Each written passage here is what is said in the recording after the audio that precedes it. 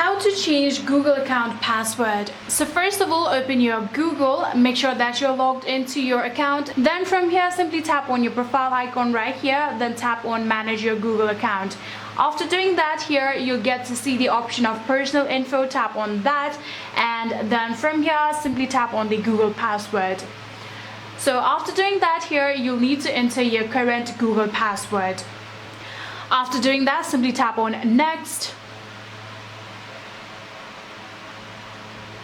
Then you'll need to create a new password for your Google account. So you have to remember that the password should at least have 8 characters, and you should not use password from any other site for your security. After creating a new password, you need to confirm your new password. So again, tap on this box right here and rewrite the password.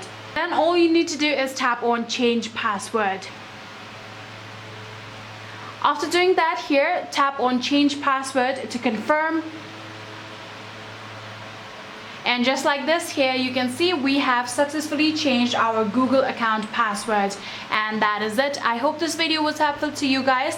If it was, please do not forget to like our video.